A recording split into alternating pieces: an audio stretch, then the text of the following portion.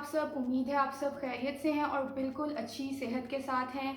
अगर नहीं भी हैं तो एज़ आई ऑलवेज़ से कि हम आपके लिए इसी तरह हर वीक अच्छे अच्छे एपिसोड्स, इन्फॉर्मेटिव एपिसोड्स लेकर आते रहेंगे और आपको हेल्प आउट करते रहेंगे। आज भी हम हेल्थ कॉर्नर पे दोबारा से हाजिर हैं आपके साथ एक नए टॉपिक के साथ और एक नई कंसल्टेंट के साथ जो आपको गाइड करेंगी अच्छे तरीके से डाइट के ऊपर, एक्सरसाइज के ऊपर, ताकि आप उस पर अमल कर सकें और अपने प्रॉब्लम्स को सॉल्व कर सकें। तो आज का हमारा टॉपिक है हाइपर कोलेस्ट्रोलेमिया पर। इसका मतलब होता है कि हमारे ब्लड के अंदर कोलेस्ट्रॉल का लेवल ज़्यादा हो जाता है, ख़ास तौर पे जो बैड कोलेस्ट्रॉल है जिसको हम एलडीएल कोलेस्ट्रॉल कहते हैं। और पहले हम देखते थे कि ये इशू जो है हमें बड़े लोगों में देखने को मिलता था, यानी कि जो लोग हार्ट पेशेंट्स होते थे या जो एक उम्र स्पेसिफिक उम्र को गुजार चुके होते थे उनमें ये इशू हमें देखने को मिलता था। पर आजकल हम देख रहे हैं कि ये इशू हमें बच्चों तक में देखने को मिलता है और बच्चों में भी मोटापा बहुत ज़्यादा हो गया है और उन मोटे बच्चों में ख़ास तौर पे ये इशू बहुत ज़्यादा कॉमन है। तो आज हम इसी टॉपिक पे बात करेंगे। हमारे साथ आज मौजूद हैं डॉक्टर समन इश्तियाक। कैसी हैं आप मिस समन? अस्सलाम वालेकुम। दुआ मैं बिल्कुल ठीक हूँ, अल्लाह का शुक्र। आप कैसी हैं? मैं भी बिल्कुल ठीक ठाक। आपका बहुत थैंक यू शुक्रिया, सो आपने मच आज दुआ। हमारे लिए टाइम निकाला। Thanks to you for inviting me in your session. Thank you very much. अच्छा चलिए अब हम टॉपिक स्टार्ट करते हैं। अच्छा जैसे मैंने पहले बता दिया है कि हाइपर कोलेस्ट्रोलेमिया का मतलब है कि कोलेस्ट्रॉल का लेवल बढ़ जाता है हमारे ब्लड के अंदर। तो आप हमें थोड़ा सा बिल्कुल। ये गाइड करें कि इसके क्या कॉजेज़ हो सकते हैं, किन वजूहात की वजह से या किन ऐसी चीज़ों की वजह से जो हम बगैर सोचे समझे कर रहे होते हैं ये चीज़ बढ़ सकती है, क्या रिस्क फैक्टर्स हैं इसके? अच्छा दुआ, एक्चुअली ऐसा होता है कि मेनली जो मेन कोज आजकल देखा जा रहा है बच्चों में, वो आपके सामने कि आजकल हमारा जंक फूड की तरफ कितना रुझान हो गया है। बच्चे बड़ी मुश्किल से घर का जो होम कुक मील होता है वो खाते हैं। वीक में 5 डेज़ तो बच्चे लंच हो या डिनर हो तो डाइन आउट को ज़्यादा प्रेफर करते हैं, जंक फूड को ज़्यादा प्रेफर करते हैं। तो जितना आप जंक फूड का इंटेक करते हैं, कोल्ड ड्रिंक्स का इंटेक करते हैं, जितना हाई फैट डाइट आपकी बॉडी में जाती है और हाई शुगरी ड्रिंक्स आपकी बॉडी में जाती है, वो अल्टीमेटली ओबेसिटी का कॉज बनता है और ओबेसिटी आपको हाई कोलेस्ट्रॉल की तरफ लेकर जाती है। ठीक है, आप अब हमें ये भी थोड़ा सा बता दें कि इसके सिम्टम्स क्या हो सकते हैं जिससे जो है वो पेरेंट्स अंदाज़ा लगा सकें कि हमारे बच्चे जो हैं वो इस गलत चीज़ की तरफ जा रहे हैं और हमें अब उन पे काम करना चाहिए, किसी तरीके से उनकी डाइट को और हर चीज़ को कंट्रोल करना चाहिए। बिल्कुल ठीक है। अच्छा तो आज जो सिम्टम्स है ना वो पर्सन टू पर्सन वेरी करते हैं, बट जो कॉमन सिम्टम्स होते हैं वो ये होता है कि बच्चे बहुत थोड़ा सा भी फिजिकल एक्टिविटी करते हैं या चलते फिरते हैं तो उनको सांस चढ़ जाता है या थक जाते हैं बहुत जल्दी, या चेस्ट पेन की कंप्लेन के साथ आपके साथ आ रहे होते हैं, फैटी लिवर के साथ आ रहे होते हैं, हार्ट एसिडिटी के साथ आ रहे होते हैं, नोज़िया के साथ आ रहे होते हैं। तो ये मेन सिम्टम्स होते हैं बच्चों में जो जिसको देखकर हम जो है बता सकते हैं कि उनकी बॉडी में। फिर भी आप रिकमेंड करते हैं कि आप अपना एक लिपिड प्रोफाइल करवा लें जिससे आप डायग्नोस कर सकते हैं, असेस कर लेते हैं कि वो हाई कोलेस्ट्रॉल उनकी बॉडी में है भी या नहीं। ठीक है।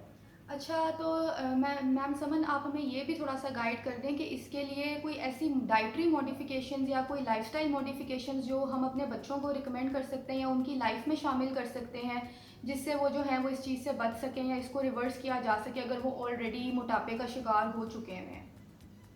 बिल्कुल दुआ। और जैसे कि आपको पता है कि हमारी जो डाइट है वो हमारी हेल्थ के साथ कितना क्लोजली लिंक करती है।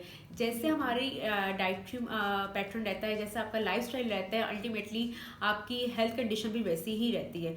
तो डाइट का तो बहुत क्लोजली लिंक्ड है। तो पेरेंट्स को मैं ये सजेस्ट करूँगी कि बच्चों को ये करें कि जहाँ बच्चे हेल्दी ऑप्शंस को नहीं कर रहे, वो जंक फूड की तरफ हैं, तो आप जहाँ पे वो 7 डेज़ बच्चे बाहर का खाते हैं या 5 डेज़ खाते हैं, बच्चों को थोड़ा सा इन चीज़ों की तरफ लाना भी बड़ा मुश्किल होता है। बच्चे बड़े पिकी ईटर्स होते हैं जो हमारे बच्चे होते हैं। तो आप ये कर सकते हैं कि आप उन्हें जो बाहर की चीज़ें हैं वो आप घर में बना कर दे सकते हैं, क्योंकि आपका कुकिंग ऑयल जो है ना वो बहुत ज़्यादा रिलेट करता है आपके कोलेस्ट्रॉल पे।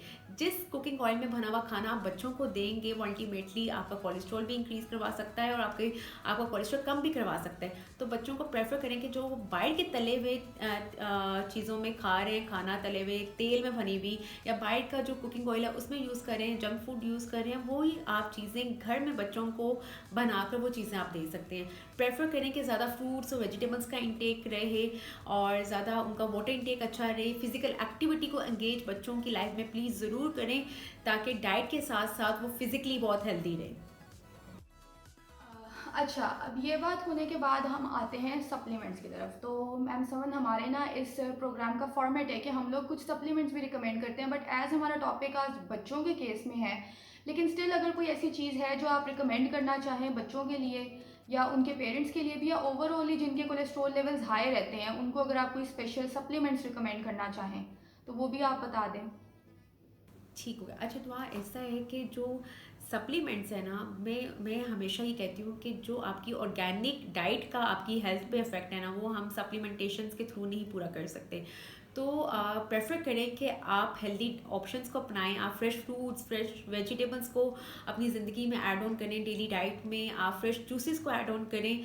आप घर के खाने को जो है प्रेफर करें। फिजिकल एक्टिविटी में जो है वो एंगेज हो। उससे आप कोलेस्ट्रॉल को ज़्यादा हेल्दी तरीके से आप उसको इम्प्रूव कर सकते हैं। तो ठीक कोलेस्ट्रॉल हो के लिए मैं कभी भी बच्चों में भी कभी भी मैं रिकमेंड नहीं करती कि आप कोई सप्लीमेंटेशंस की तरफ जाएं। जी, जी, बच्चों में तो वैसे भी हम लोग यही रिकमेंड करते हैं कि उनको नेचुरली ही दिया जाए। एक एज के बाद सप्लीमेंट्स फिर भी यूज़ किए जा सकते हैं, पर बच्चों के केस में तो आई थिंक कि डाइट ही सब कुछ होता है। ठीक हो गया। तो अब हमारे पास एक हमारे व्यूअर की तरफ से क्वेश्चन है, वो राफ़िया हैं पिंडी से, और उनका यही इशू है कि उनका बच्चा अभी छोटा सा है, लेकिन वो बहुत मोटापे का शिकार हो गया है और उसकी जंक फूड कंजम्पशन बहुत ज़्यादा है। तो वो ये चाह रही है कि उनको कोई ऐसी रिकमेंडेशंस दे दी जाएँ कि वो किसी तरीके से जो ये फ्रूट्स और वेजिटेबल्स हैं जो बच्चों को पसंद नहीं होते, वो उसकी डाइट में किसी तरह इनकॉर्पोरेट करवाएँ। उनको कुछ रिकमेंडेशंस अगर आप दे सकें तो उनकी बहुत हेल्प हो जाएगी। Sure. Thank you so much Rafia आपका क्वेश्चन के लिए।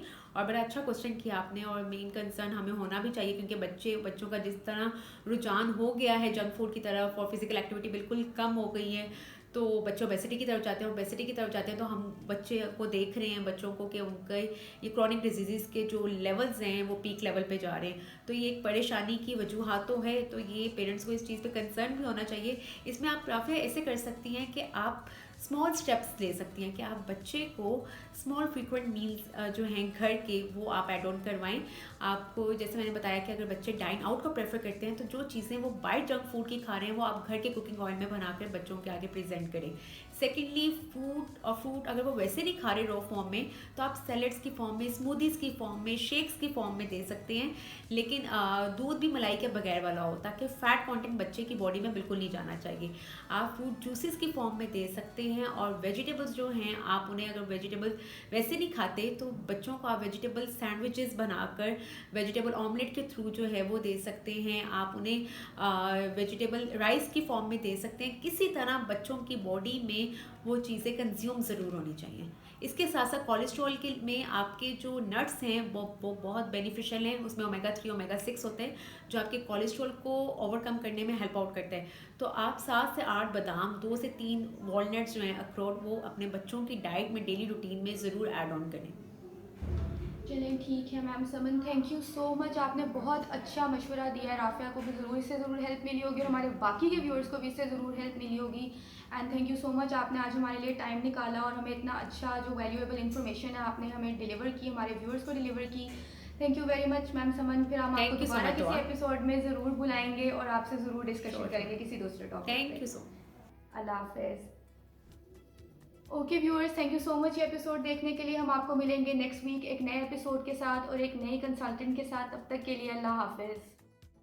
ऑल राइट व्यूअर्स, तो जैसे हमारे हर एपिसोड में होता है कि हम लोग एक रेसिपी भी इंक्लूड करते हैं जो कि हमारी कोई ना कोई न्यूट्रिशनिस्ट जो है हमें बना कर देती हैं, और वो हमारे टॉपिक से भी लिंक्ड होती है और बहुत हेल्दी और बेनिफिशियल भी होती है। आप लोग उसको ट्राई कर सकते हैं और हमें कमेंट्स में बता सकते हैं कि आपको वो कैसी लगी। तो आज के एपिसोड के लिए हमारे लिए जो रेसिपी बना रही हैं वो है मिनाहिल मौज़म, हमारी बहुत काबिल न्यूट्रिशनिस्ट हैं, न्यूट्रिशन कोच की। वो हम लोगों को रेसिपी बना के देंगी रिगार्डिंग हाइपर कोलेस्ट्रोलेमिया। वो आप अपने बच्चों को भी दे सकते हैं, और जो लोग एडल्ट्स हैं और उनको हाई कोलेस्ट्रॉल का मसला है वो लोग भी उसको यूज़ कर सकते हैं। तो मिनाहिल, प्लीज़ अपनी रेसिपी शेयर कीजिए हमारे व्यूअर्स के साथ। Over to you. अस्सलाम वालेकुम everyone, this is dietitian Minahil Mauzam. तो जैसा कि अभी आपने जाना कि हाइपरलिपिडीमिया या डिसलिपिडीमिया की कंडीशन में किस तरह की डाइटरी मॉडिफिकेशंस करने से कोलेस्ट्रॉल लेवल्स को कम किया जा सकता है। इन सब चीज़ों के साथ साथ अगर हम कुछ इंग्रेडिएंट्स और स्पाइसेस अपनी डाइट में ऐड ऑन कर लेंगे तो ये और ज़्यादा इफ़ेक्टिव रिजल्ट्स दे सकते हैं। इसके लिए हम एक कहवा बनाने जा रहे हैं, जिसके लिए हमें चाहिए ग्रीन टी लीव्स 1 टीस्पून। इसमें मौजूद कैटेचिन्स और क्वर्सेटिन ब्लड वेसल्स के फंक्शंस को इम्प्रूव करते हैं और कोलेस्ट्रॉल लेवल को कम करने में बहुत इंपॉर्टेंट रोल प्ले कर रहे होते हैं। फिर हमें चाहिए ginger 1 inch long piece. Ginger हमारी बॉडी में कुछ ऐसे एंजाइम्स को एक्टिवेट करता है जो बॉडी में मौजूद बैड कोलेस्ट्रॉल यानी एलडीएल और वीएलडीएल को रिलीज़ कर रहा होता है और उसके साथ साथ गुड कोलेस्ट्रॉल यानी एचडीएल की अमाउंट को बॉडी में इंक्रीज़ करता है।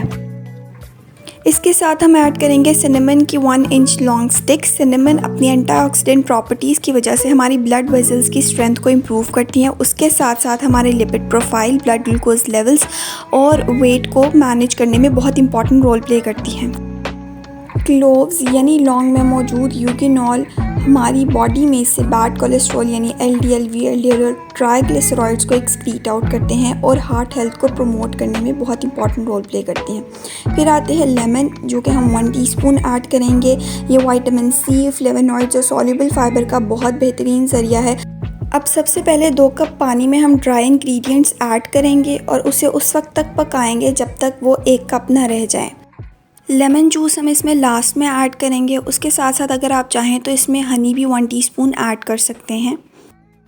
ओवरऑल ये कहवा हाइपरलिपिडीमिया को ट्रीट करने में बहुत हेल्पफुल है अगर आप इसे बाकी डाइटरी मॉडिफिकेशंस के साथ साथ अपनी डाइट में ऐड ऑन कर लें। Thank you so much Minahil, बहुत अच्छी आपने रेसिपी शेयर की एंड आई होप आप सबको भी पसंद आई होगी और आप सब भी इसको ज़रूर ट्राई आउट करेंगे और हमें ज़रूर फीडबैक भी देंगे। तो मिलते हैं आपको अगले एपिसोड में again on health corner bye nutrition coach with a new topic and with a new consultant और अ न्यू प्रोफेशनल जो आपको गाइड करेंगे। तब तक के लिए अल्लाह हाफिज़।